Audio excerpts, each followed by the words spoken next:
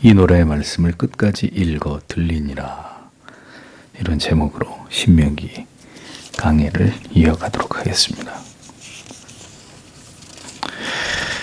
하나님께서는 이스라엘이 결국 그 가나안 땅에서 어떤 죄를 지을지를 모두 알고 계셨습니다. 가나안에 제 이스라엘 백성들이 들어가지도 않았는데 너희가 그 땅에 들어가서 이러이러한 죄를 짓게 될 것이고 결국은 하나님의 진노로 멸망을 받게 된다라는 것을 이미 가나안 땅에 채 들어가지도 않은 상태에서 하나님은 이스라엘의 지도자였던 모세와 새로운 이스라엘의 지도자로 세움을 받는 여호수아에게 모두 말씀하셨습니다. 자, 그럼에도 불구하고 하나님은 약속의 땅으로 이스라엘 백성들을 인도하기를 원하셨고 모세의 뒤를 이어서 여전히 하나님의 신실한 종 여호수아를 세워서 그들을 계속해서 이끌어 가기를 하나님은 원하셨습니다. 이것이 하나님과 우리의 차이점입니다. 우리는 망할 거라는 것을 알면, 내가 곧 죽을 거라는 것을 알면 어떻게 하겠어요? 모든 걸 다 포기해버리겠죠? 그리고 될 대로 되라 하고 곧 닥칠 비극적인 운명에 대해서 낙심하고 절망할 것입니다. 그것은 인간이기 때문에 그렇고 하나님은 하나님의 크신 놀라우신 뜻을 이루어 가시는 분이시기 때문에 이스라엘이 멸망으로 끝이 난다 할지라도 하나님은 하나님의 계획대로 신실하신 하나님의 뜻대로 그 역사를 움직여가고 계시는 것을 볼 수 있습니다. 죄를 지을 수밖에 없는 인간들임을 알고도 그들을 지으시고 그들의 죄를 위해 아들을 이 땅에 보내심으로 그를 대속주로 삼으사 그 백성들을 구원하고자 하신 이 모든 계획들은 하나님이 결국 어떤 분이신지를 우리에게 계시하시는 수단이고 하나님께서 그 모든 과정 속에서 결국 하나님 자신에게 돌아와야 될 그 영광을 하나님 스스로 그 영광을 성취하시는 방법이다라는 것을 성경이 우리에게 보여주고 있는 것입니다.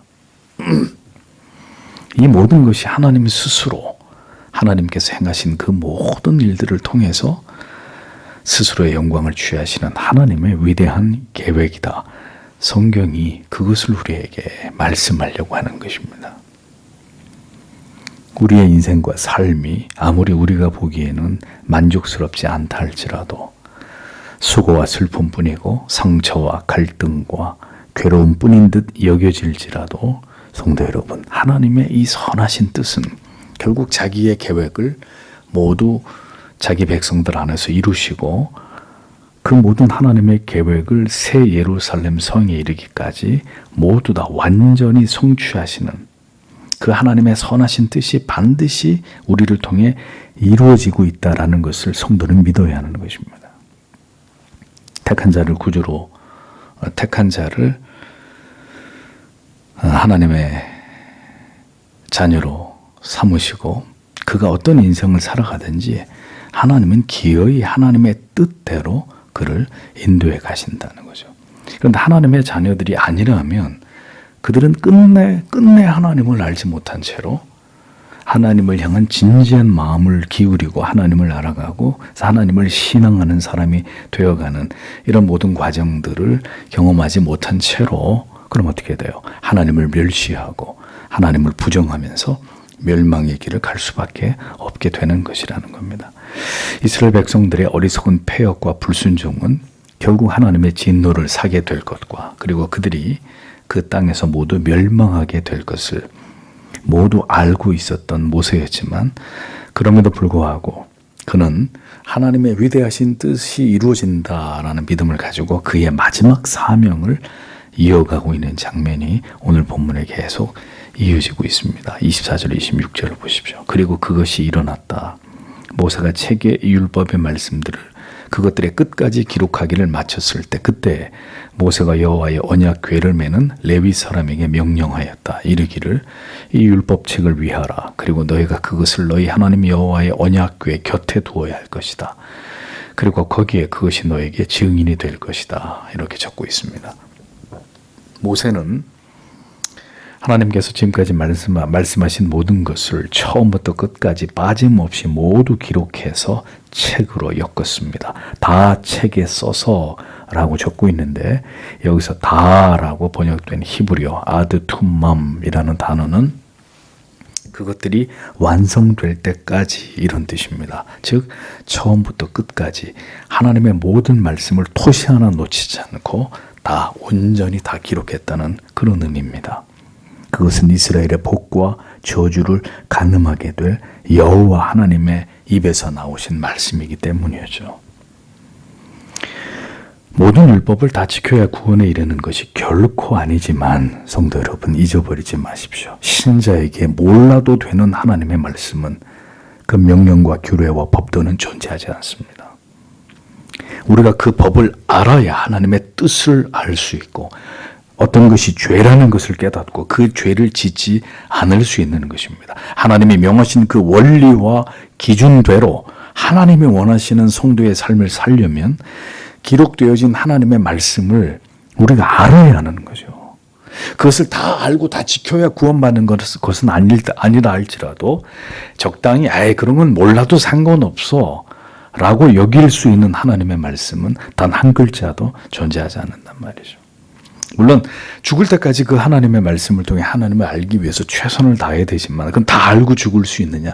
그건 아니죠. 그러니까 다 알아야 구원받느냐? 그것도 아닙니다. 그러니까 결국 구원은 은혜로 받는 것이 돼 살아있는 모든 하나님의 백성들은 성경의 율법과 복음을 통해서 하나님이 하신 말씀을 통해 하나님을 알아가는 일을 중단하거나 그것을 게을리하거나 그렇게 살아갈 수는 없다는 이야기입니다. 모세는 이렇게 하나님의 말씀 전부를 기록해서 책으로 엮은 뒤에 그것을 언약궤를 매는 레위인들을 시켜서 너희 하나님 여호와의 언약궤 곁에 두도록 했습니다.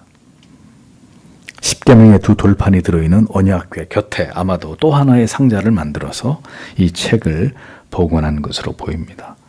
모세를 통해서 주신 모든 율법도 하나님께서 이스라엘 백성들에게 명하신 것으로 십계명과 동일하게 매우 중요한 하나님의 말씀이었기 때문이죠. 이 언약궤의 곁에 둔 이 율법이 너희에게 증거가 되게 하라고 명하셨습니다. 모세의 율법이 이스라엘 백성들에게 증거가 된다는 것은 그들이 그 율법을 어길 때 그 율법이 그들을 죄인으로 고소하는 증인의 역할을 하게 된다는 의미입니다. 오직 하나님의 말씀이 모든 하나님의 심판과 징계의 근거가 되는 것입니다. 신앙의 옳고 그름의 기준과 표준이 되는 것입니다. 죄가 저질러졌을 때 그것이 죄라는 것을 증명하는 증거가 되는 것이 뭡니까? 율법입니다. 율법에 대한 무지는 그래서 반드시 무지하고 어리석은 죄를 낳게 되어 있습니다. 하나님의 말씀에 대해서 정교하게 알면 알수록 우리 안에서의 하나님의 말씀에 대한 무지가 퇴치되기 때문에 하나님의 말씀을 많이 알수록 복을 많이 받는 게 아니고요. 하나님의 말씀을 정교하게 알면 알수록 더 선명한 죄의식이 생기는 거예요.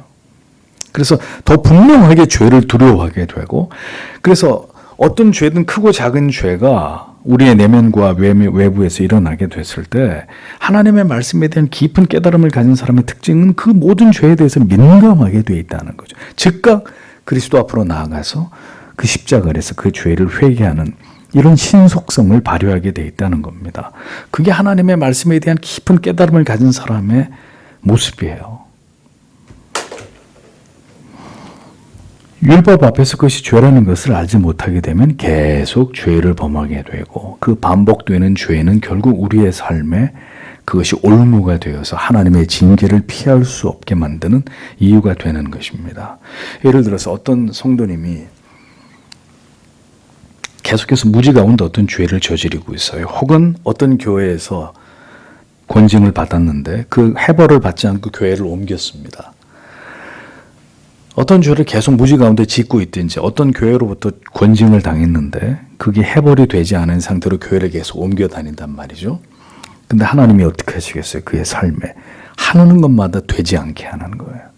어떤 방식으로든 하나님의 징계가 계속 임하는데 그래서 자기가 계속 무지 가운데 짓고 있는 죄가 뭔지를 모르니까 계속 죄를 짓게 되고, 그럼 그 징계가 계속 되는 거죠. 삶 속에서. 하나님이 하늘에서 매면 땅에서도 매일 거라고 했고, 교회에 그 매고 푸는 권한을 주셔서 어느 교회에서 분명히 권징을 받았단 말입니다.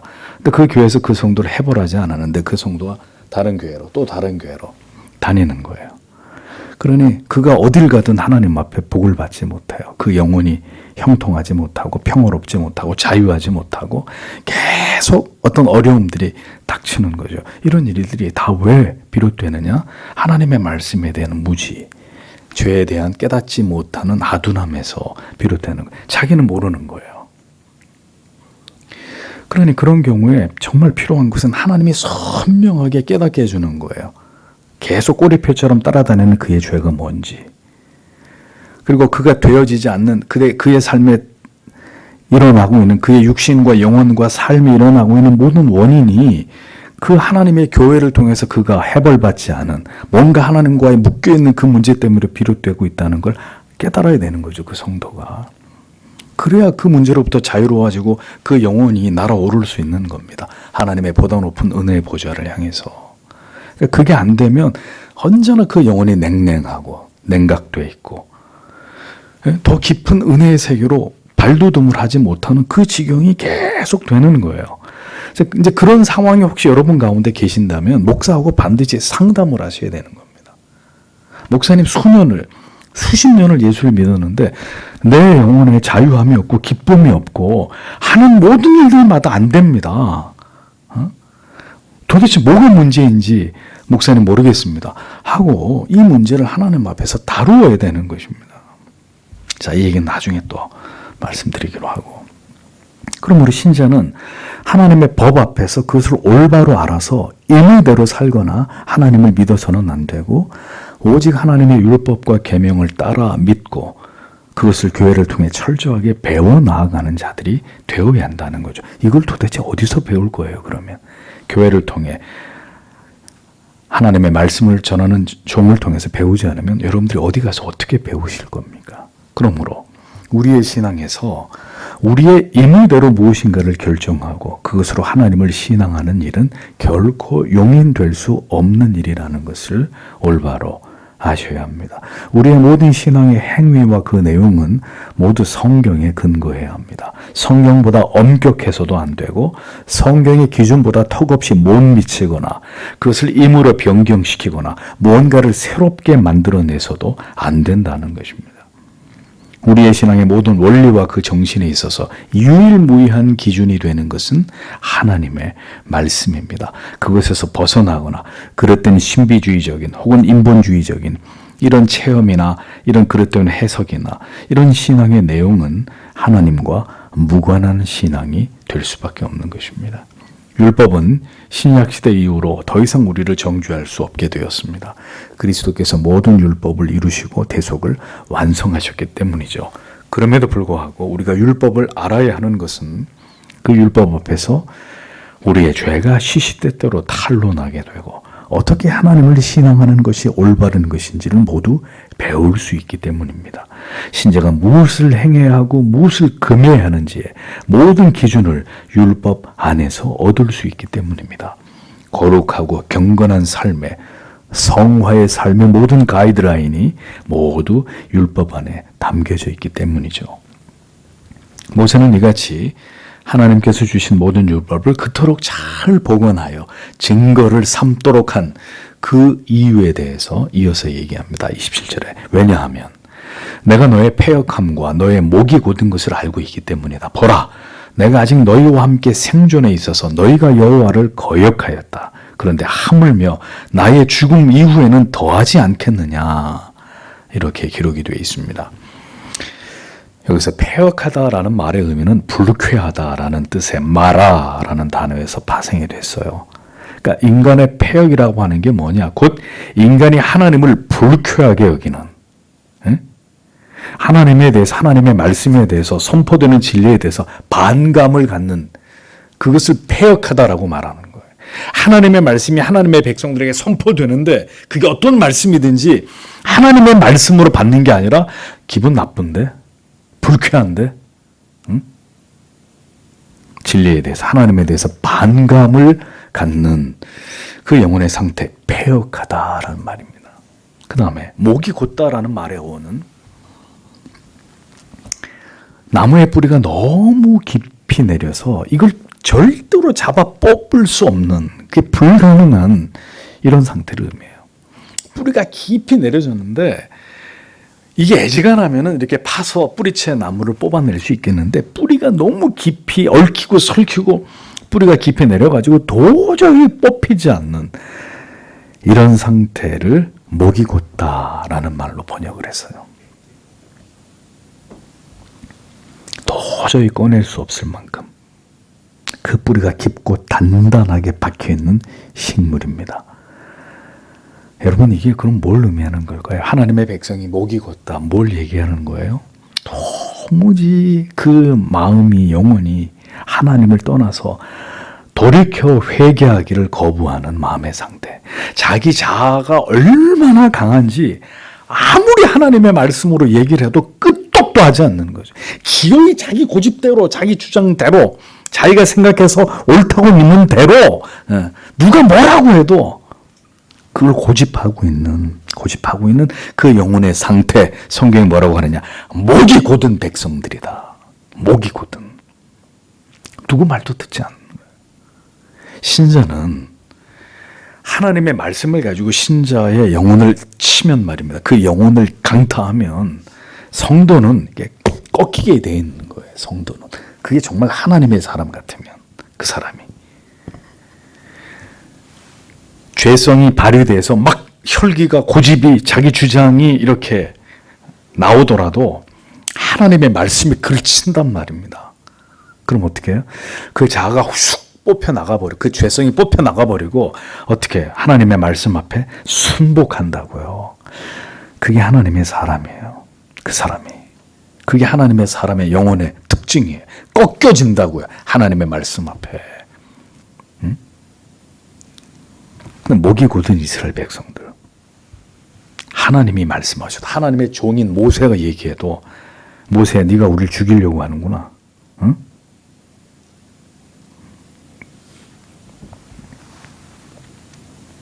자신이 지금 하나님 앞에서 뭘 잘못하고 있는지, 자기 신앙이 무엇이 잘못되어 있는지를 깨닫지도 못하고 도무지 돌이키지 않는 모습. 어떤 말로 권면해도 듣지 않는, 내가 생각하는 게 옳아, 이게 진리야 라고 생각하고 그냥 그 길로 가는 거예요. 완고한 영혼의 상태를 목이 곧다라고 성경이 말씀하고 있다는 겁니다. 어떤 말을 해도 목사와 그를 아끼고 사랑하는 성도 지체들이 어떤 말로 권면하고 교훈하고 경책해도 아무런 소용이 없는 영혼의 상태, 목이 곧은 것입니다. 네, 저도 고집이 있어요. 목사도 사람이기 때문에 어떤 저의 그릇된 주장을 하거나 저의 혈기가 드러날 때가 있어요. 근데 하나님 말씀 앞에 여지없이 가슴을 치고 닭똥 같은 눈물을 흘리면서 회개하는 거예요. 죄라는 걸 아니까요. 금방 꺾여져요. 오래 가지 않아요. 여러분 가운데서도 뭐 이렇게 그렇게 우리가 하나님 앞에서 옳지 않은 말과 행동할 수 있는데, 어떤 성도님이 참 귀합니까? 빨리 돌이키는 거죠. 빨리 돌이켜 회개하고, 목사님 죄송합니다. 그게 정말 그리스도인이에요. 신자예요. 하나님 앞에 회개하고, 빨리 거기서 이렇게 내가 여전히 나의 무지의 소치이다. 그 사람이 신자예요. 근데 여러분, 누가 이렇게 패역하고 목이 곧았다는 것입니까? 하나님을 모르는 가난한 사람들 얘기하는 거예요? 아니에요. 누구예요? 이스라엘 백성들이라고요. 그들은 오늘까지 그 긴 여정 속에서 분명히 하나님을 경험했습니다. 그러나 그들은 모세가 이스라엘 백성들을 이끌고 출애굽을 하는 여정 속에서 하나님의 이적과 기사와 표적을 보고도 어떻게 했어요? 모세 원망하고 하나님 불신하는 이런 죄를 범한 자, 그렇게 했다는 걸 누가 알고 있어요? 하나님이 알고 계시고, 그 다음에 그들을 이스라엘 출애굽시켰던 그들의 지도자 모세가 알고 있는 거예요. 너희는 패역하고 목이 곧은 백성들이다. 그래서 모세가 뭐라고 얘기합니까? 그들을 깊이 우려하고 염려하면서 다음과 같이 말하죠. 오늘날 내가 생존하여 너희와 함께하여도 너희가 여호와를 거역하였거든 하물며 내가 죽은 후의 일이랴. 모세는 안타까움과 깊은 근심을 그들에게 전합니다. 모세는 필경 그들이 하나님을 버리고 우상을 숭배하고 음행을 행하게 될 것이고 결국 패망하게 될 것이라는 점을 그들에게 전합니다. 자신이 살아있을 때도 틈만 있으면 하나님을 버리고 하나님 원망하고 하나님 거역하던 이스라엘 백성들이 내가 죽고 나면 어떻게 되겠느냐. 거기에 대해서 모세는 깊이 염려하고 있었던 거죠. 내가 살아서 너희를 이끌 때도 너희가 틈만 있으면 그렇게 하나님을 대적하더니 내가 죽고 나면 어떻게 되겠느냐. 어떻게 되겠느냐. 그러니 여러분 우리가 이러한 모세의 고백을 통해서 볼 때 인간의 전적 무능과 타락과 부패의 모습을 보는 것입니다. 어떤 일이 일어나게 될지 심지어 그들이 하나님을 버릴 것과 우상을 숭배하게 되는 일, 음행을 저지르고 폐역하고 목이 곧은 백성이 될 것이라는 점을 그래서 끝내는 멸망을 당하게 될 것임을 다 말해주어도 이스라엘이 어떻게 했어요? 너희가 앞으로 이렇게 돼 가나안에 들어가는데 너희가 우상 숭배하고 음행 저지르고 점점 더 하나님하고 멀리하다가 결국 다 멸망당해. 이 얘기를 다 해줬어요. 다 말해주었어도 이스라엘은 노래까지 만들어서 부르게 했는데 어떻게 했습니까? 그 죄로부터 돌이키든가요? 안 돌이켜요. 그게 인간이라는 거예요. 여러분, 이스라엘 백성들, 이스라엘이 저 택자 하나님의 선민이 어떻게 저럴 수가 있나? 뭘 어떻게 저럴 수가 있어요? 그게 우리 모습이에요. 우리가 그렇다고요. 우리가 그렇게 전적으로 타락하고 부패하고 무지하고 무능하단 말입니다.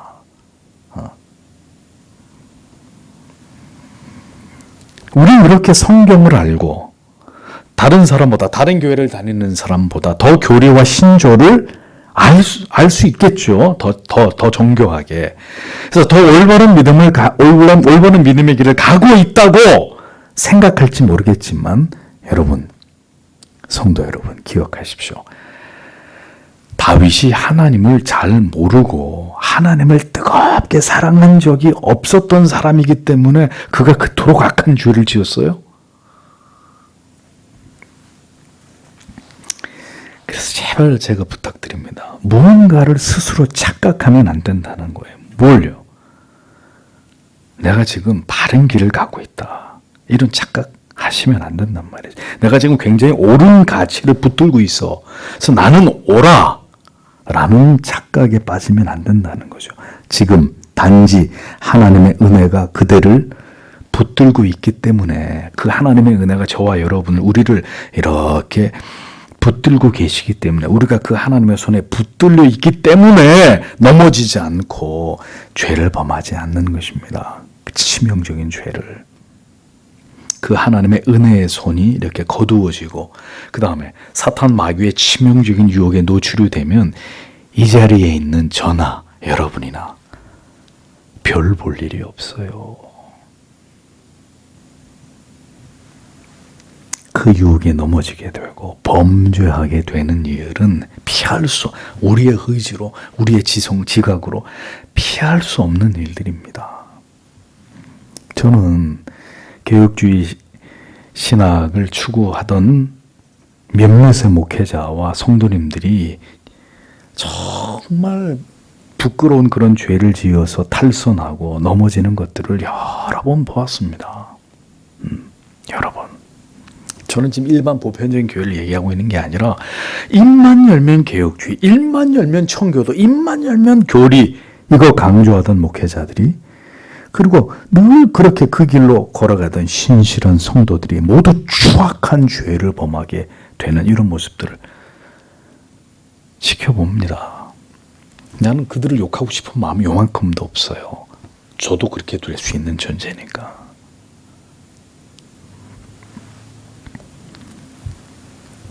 아무도 자랑하거나 자만할 수 없습니다. 하나님을 광야에서 경험한 자들도 모두 하나님을 버렸는데 하나님을 그들처럼 경험한 바가 없는 하나님을 그들처럼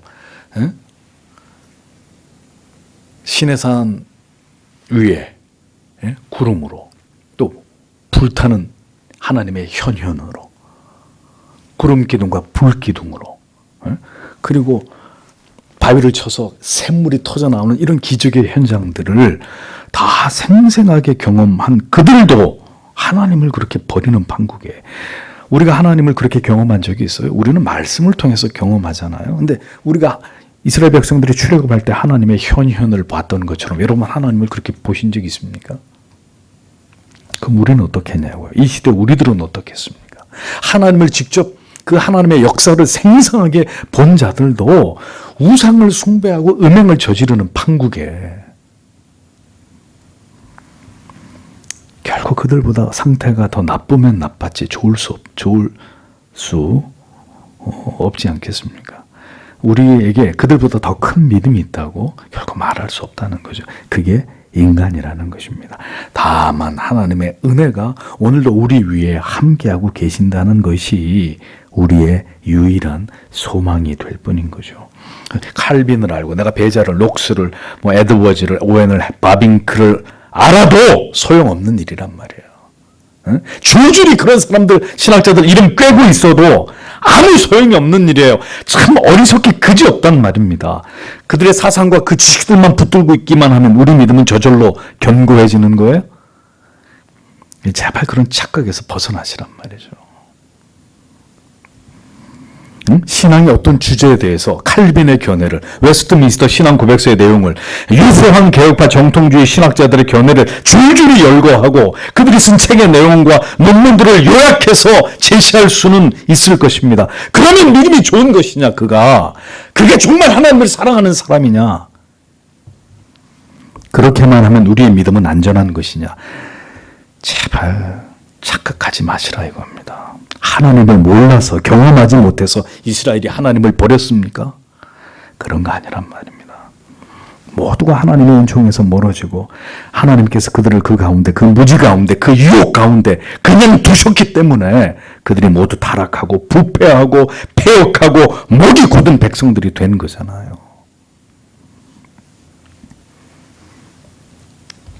우리가 중심으로 하나님을, 지체들을 사랑하지 않는다면 여러분, 그 모든 지식은 내 자랑일 뿐이에요. 내 올바른 신앙을 증명하는 증거가 될 뿐이에요.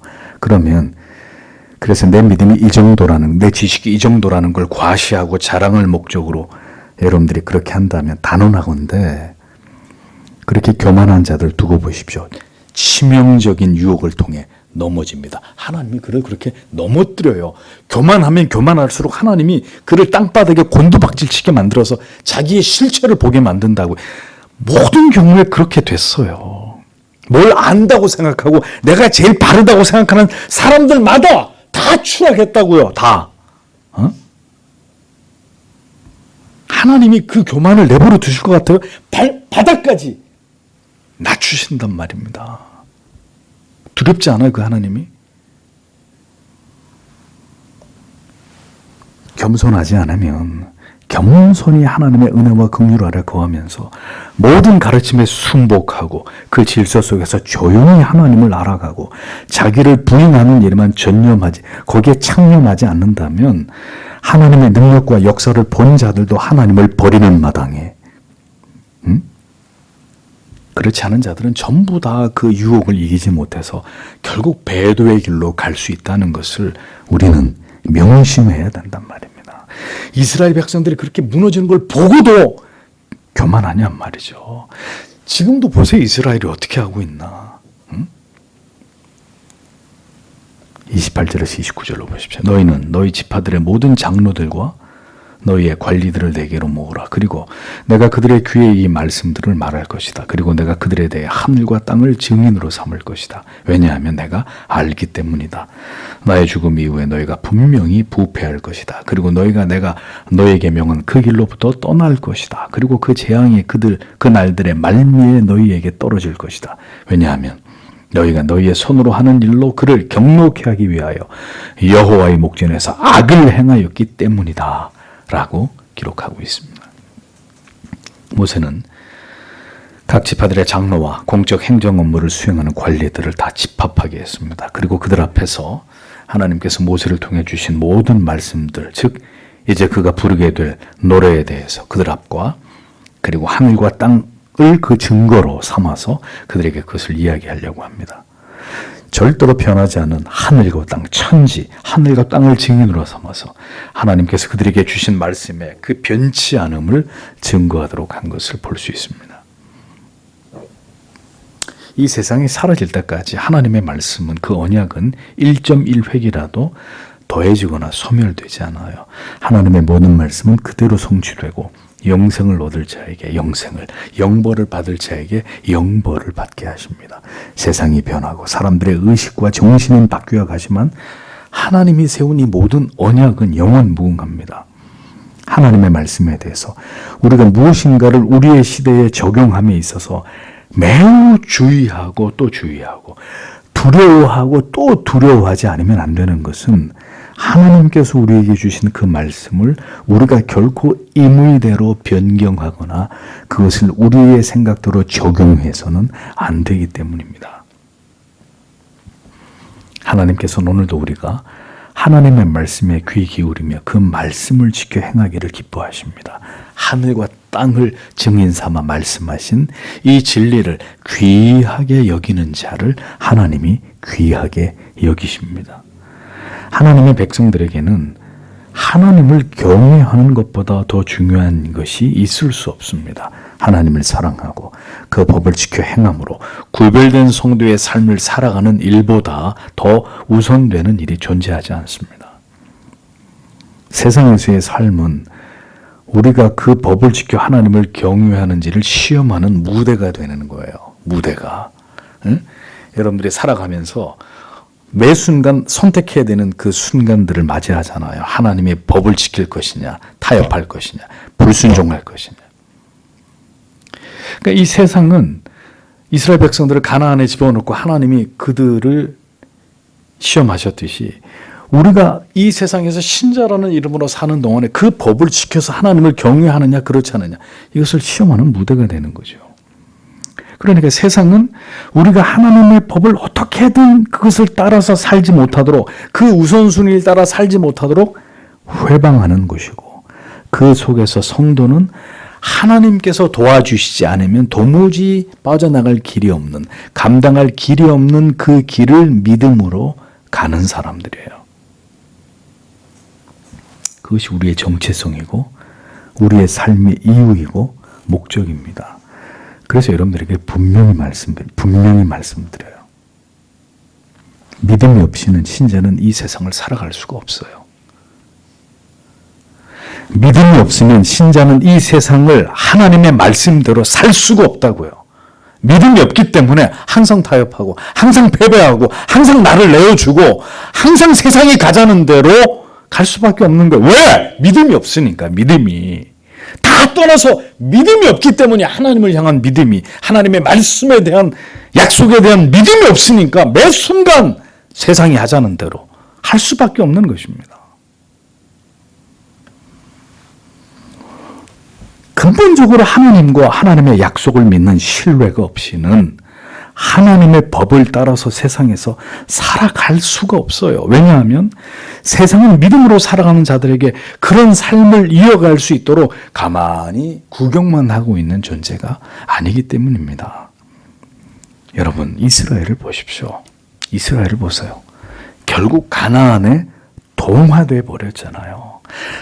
하나님은 가나안에 들어가면 이렇게 구별된 삶을 살아야 된다. 그렇게 모세를 통해 하나님의 율례와 법도와 계명을 말씀했음에도 불구하고 어떻게 됐어요? 아주 깨끗하게 들어가자마자 가나안에 동화되어 버렸습니다. 하나님을 기억하고 그 법을 지켰어야 되지만 그들은 가나안의 문화에, 가나안의 우상에, 가나안 사람들에게 빠르게 흡수되어 버렸습니다. 오늘날도 똑같습니다. 세상과 구별된 그리스도인의 삶을 살아가야 될 자들이 이스라엘 백성들과 마찬가지로 세상의 모든 죄악들에 빠르게 침식당하고 있는 거죠. 세상이 하자는 대로. 많은 세상 사람들이 그렇게 살아가는 대로. 세속화와 신앙의 변질이 올바르고 정통적인 신앙의 DNA 자체를 급격히 변질시키고 기형화시키고 있는 그런 시대를 맞이하고 있습니다. 그러니 어떤 일이 벌어집니까? 모두가 자기 소견에 오른 대로 각자 도생하는 이런 신앙의 형태로 변질되고 있는 거예요. 하늘과 땅을 증거 삼아, 영원히 변치 않은 하늘과 땅을 증거 삼아서 백성들에게 주신 말씀입니다.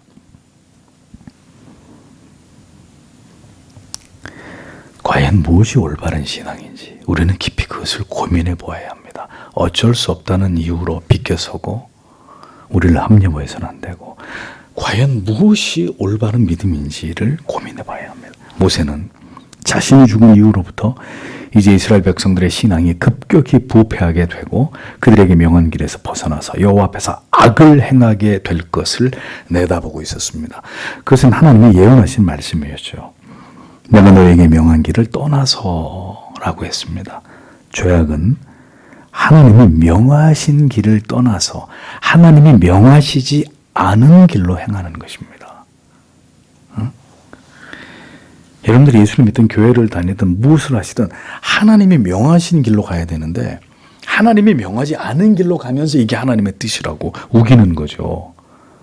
그건 하나님의 길이 아니라 인간이 만든 길이에요. 인간이 만든 길. 인간을 위한 길이라고요. 인간에게 편안한 길이란 말입니다. 그러니까 너희에게 명한 길과 대조를 이루는 어절이 뭐죠? 너희의 손으로 하는 일. 너희에게 명한 길은 하나님이 정해주신 길이고, 근데 그것을 떠나서 이스라엘이 어떻게 너희의 손으로 하는 일, 너희가 계획하고 너희가 실행하는 그 모든 일들이, 그런데 그 결과가 뭐냐? 하나님이 보시기에 모두 악한 일이고 그 하나님을 경노하게 만든 죄악이 된다고 말씀하고 있는 거죠. 하나님이 명한 대로 하지 않고 너희 손으로 하는 일, 너희 손으로, 우리의 생각대로, 우리의 계획대로 이것이 하나님을 위한 것이다라고 생각하는 모든 것이 우리 머릿속에 나와서 우리 마음대로 해놓고, 그런데 그 모든 것은 하나님을 경노하게 하는 일이다.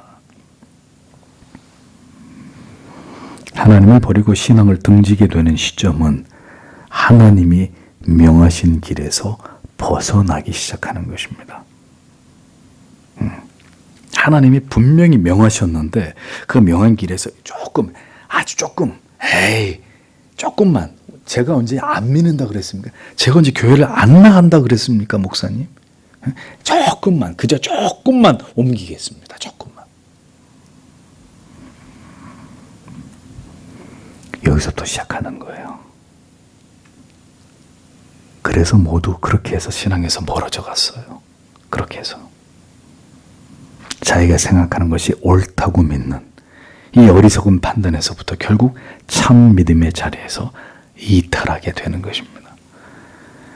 우리의 마음의 모든 계획과 생각이 항상 악하다는 것을 우리는 인정해야 합니다. 그래서 교회에 소속이 되고 목사에게 목양을 받으면서 믿음의 길을 겸손하게 가야 되는 거예요. 우리의 생각과 판단을 따르지 않고 성경이 뭐라고 말씀하는지를 보고 배워야 되는 거죠. 그게 어려우면 목사에게 성경의 바른 원리가 뭡니까? 하고 물어야 하는 것입니다. 이럴 때 어떻게 해야 합니까? 어떻게 하는 것이 하나님이 기뻐하시는 뜻입니까, 목사님? 성경을 펼쳐서 저에게 가르쳐 주십시오. 이게 맞는 거잖아요. 그런데 항상 어떻게? 우리가 모든 걸 계획하고 결정하고 난 다음에 하나님의 뜻을 물어요.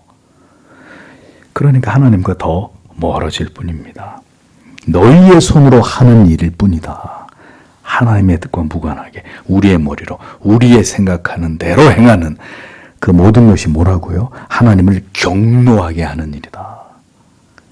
잊어버리셔서는 안 됩니다. 결국 이스라엘은 하나님의 진노하심을, 재앙을 당하게 되는데, 이렇게 말세라고 번역을 하면 안 돼요. 여기서 말하는 말세는 종말이 아니라 정확한 번역은 그 날들의 말미에라는 뜻으로, 그들이 가나안에 거하게 된 이후 상당한 시간이 약 800년이 지나고 난다. 이스라엘이 멸망하게 된 BC 6세기경을 의미하는 것인데, 어떻게 되죠? 이스라엘이 망하잖아요. 북이스라엘과 남이스라엘 전부 다 망하게 하심으로 그들이 하나님을 버린 것에 대해서 하나님이 심판하시는 이런 역사가 그들의 배에 펼쳐지지 않습니까? 선민 이스라엘, 그들은 이렇게 하나님 앞에 버림을 받은 자들이 되었고, 이스라엘의 대부분은 아직 그런 상태가 지금도 지속되고 있잖아요. 이스라엘의 메시아닉 주, 이스라엘 안에 예수 믿는 그리스도인들 1%가 안 됩니다. 여전히 저들은 구약의 하나님만을 믿고 신약의 그리스도를 부정하고 있는, 하나님을 믿는다고 저렇게 열심을 내고 있지만 하나님하고는 상관없는 지금의 이스라엘 백성들의 모습을 보십시오.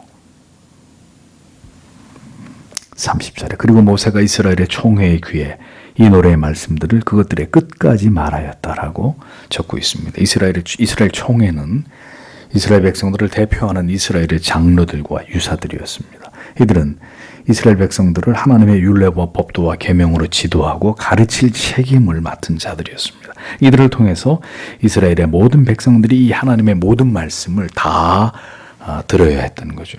70인역에서 이 구절을 페세스 에클레시아스 이스라엘 이렇게 번역을 했어요.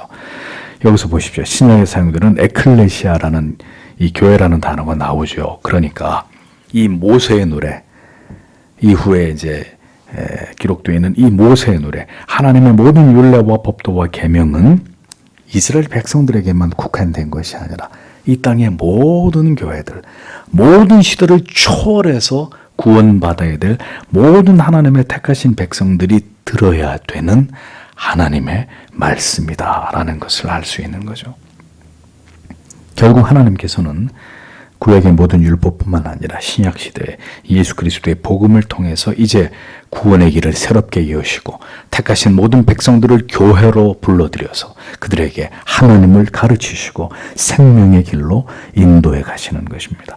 이스라엘은 패망했고 지금까지 이스라엘은 하나님께로 돌아오고 있지 않지만 회복해 하시는 하나님께서 새 언약 아래서 구원의 길을 여심으로 여전히 이스라엘뿐만이 아니라 모든 나라와 민족과 백성과 열방 가운데서 택하신 자기 백성들을 구원의 길로 인도하시는 일들을 지금도 계속 이루어가고 계시는 하나님이시죠. 우리는 구원을 얻기 위해 율법을 배우고 그 진리를 익히는 것이 아닙니다. 율법 속에 드러내신 하나님을 알기 위함이고 죄악의 지엄함을 율법 속에서 깨닫고 발견하면서 언제나 그 죄에 대한 경각심을 갖고 나아가서 하나님의 뜻대로 살아가는 삶의 지식과 지혜를 율법 속에서 배우기 위함입니다. 그리고 율법의 그 모든 짐을 지시고 우리를 구원하신 구주 예수 그리스도에 대한 그 한없는 감사와 그 은혜에 대한 감격적인 마음과 사랑을 가지고 우리는 살아가는 것입니다. 우리가 비록 죄를 지어 넘어지고 하나님과 멀어질 수는 있지만 오늘도 말씀으로 다시 찾아오시고 우리를 일으켜 세우시는 그 은혜에 이끌려서 하나님의 백성들은 구원의 길로 나아가고 하나님의 기뻐하시는 삶을 붙들고 살아가기 위해서 오늘도 더 큰 믿음과 담대함을 주께 구할 수밖에 없는 것이죠. 그것이 신자의 삶이고 우리를 구원으로 부르신 하나님의 뜻이기 때문입니다. 우리는 여전히 노래 소리를 듣습니다. 이 모든 율법 속에 담아오신 하나님의 뜻을 생각합니다. 우리의 한없는 연약과 부족과 타락함을 인정하면서 또 한편으로는 그런데 그런 우리를 끝까지 결코 버리지 않으시고 견인해 나아가시는 하나님의 은혜를 그리스도의 십자가 속에서 새롭게 날마다 새롭게 발견하면서 신앙의 길을 걸어가는 것입니다. 그래서 성도 여러분, 이 안에 있어야 돼요. 이 안에. 이 진리와 깨달음과 이 은혜 안에서 살아가야 그가 진정한 그리스도인입니다. 패역하고 목이 곧으면 안 되고, 뭘 그렇게 고집들을 그렇게 부리세요. 하나님 앞에, 말씀 앞에서. 좀 이렇게 권면하고 하면 꺾일 줄 알아야죠. 아, 내가 잘못 생각했구나. 진리가 그게 아니구나. 이렇게까지 말씀하시는데 그게 아니로구나. 신자가 정말 하나님 앞에서 내가 이렇게 하는 것이 정말 하나님의 뜻일까? 그래서 하나님 앞에 탁 자기를 던지면서 주여 내가 주의 뜻 앞에 순종하겠습니다. 아니, 그래야 그게 정말 멋있는 그리스도의 하나님의 사람이죠. 응? 그리고 고집을 부리다가 결국은 뛰쳐나가 버린다고요.